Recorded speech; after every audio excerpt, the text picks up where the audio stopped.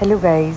तर आज मी जी पावभाजीची रेसिपी आहे ती तुम्हाला परत एकदा सांगते की मी त्याच्यात काय काय इन्ग्रेडियंट्स यूज केले होते.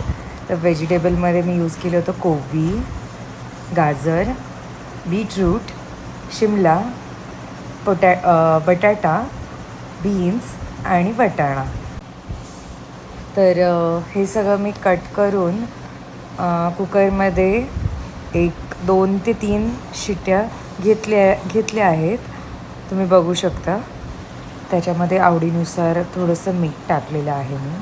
आता कुकर जो आहे तो गॅसवरती फुल फ्लेमवरती मी ठेवला आहे आणि 2 ते 3 अशा शिट्ट्या मी त्या व्हेजिटेबल्स प्रिपेअर करण्यासाठी म्हणजे शिजवण्यासाठी घेतल्या. आता मी लसणाच्या 4 ते 5 पाकळ्या घेतल्यात.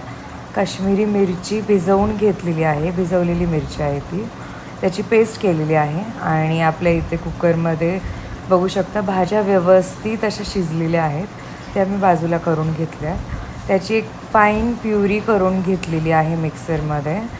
आता कढईमध्ये तेल प्लस बटर टाकलेलं आहे.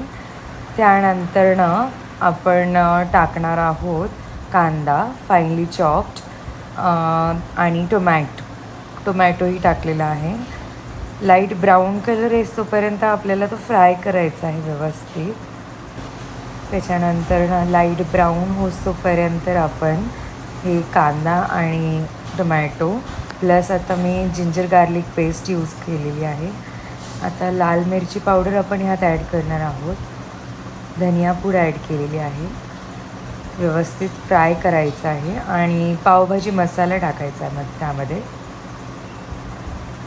लाल मिरची, कश्मीरी आणि लसूण याची पेस्ट ॲड केलेली आहे. आणि आपली पावभाजीची जी व्हेजिटेबल आपण बॉईल करून घेतली होतं त्याची प्युरी ॲड केलेली आहे. आता चवीनुसार मीठ आपण टाकणार आहोत त्याच्यामध्ये आणि पाणी ॲड करून लागेल तसं तुमच्या आवडीनुसार व्यवस्थित अशी उकळी येऊन देणार आहोत. लास्टला गार्निशिंगमध्ये कोथिंबीर यूज करणार आहोत. मला स्पेशली कोथिंबीर आवडते त्यामुळे मी जास्त यूज केली आहे. आणि रेडी आहे आपली स्ट्रीट स्टाईल पावभाजी. एकदा नक्की ट्राय करून बघा ह्या पद्धतीने.